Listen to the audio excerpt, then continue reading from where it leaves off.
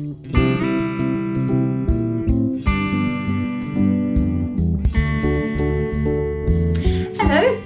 What I'm going to talk to you today about is chitting your potatoes.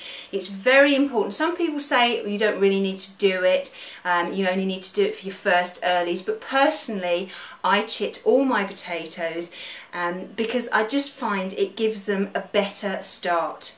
Now all your potatoes, whether they're first earlies, second earlies, mids or late, they can all go in at about the same time. They just take slightly longer to grow. Now I tend to put mine in March and April. As long as they're all in by the end of May, then that's absolutely fine. So you've got quite a long space of time to put them in. But I'll just explain chitting to you.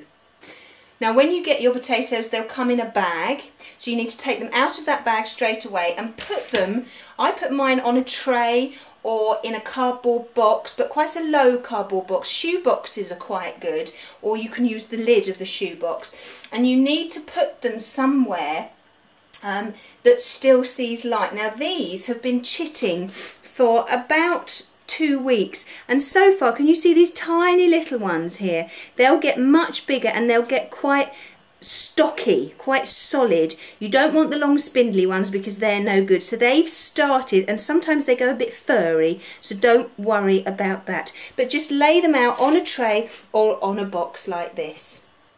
Now when you've put your potatoes in their container of some description, make sure that they're in a frost-free place. They cannot go in a place that gets cold, that gets frosty. Sheds a bit iffy because sometimes they do get very cold. If your shed is in a very warm place, and it does tend to stay quite warm, then put them in the shed, but put them right up against the window. Don't put them over the other side, because then your potatoes they'll stretch for the light and you'll get long spindly chits, which when you put them in the soil then they'll break off, and you don't want those, so there's no point. In a garage it's not particularly good because garages don't tend to have many windows. If you do have a garage with a window, then put them on a windowsill right next to the window. But personally I find the best place that I put mine is on top of the kitchen cupboards. My kitchen gets an awful lot of light and they just sit up there in their box or on their tray until I need to put them in. So that's a good place to put them, and it's quite warm in there. If your potatoes do get touched by frost, then they'll spoil. You can't eat these seed potatoes, so don't even be tempted because they taste revolting. They're special, especially for chitting, and so just try and make sure you put them in a good place. Put the labels on them as well. These ones are called Done Loose. I've still got loads more to come, but they haven't arrived yet. But they should. Potatoes are usually available for chitting around sort of January time. So if you go into your local DIY store, then you should be able to find them there.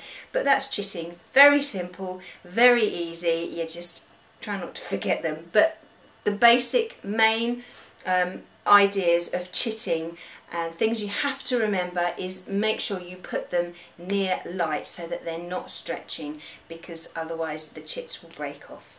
Okay, well I'll see you soon, and next time it will be February seeds, I expect.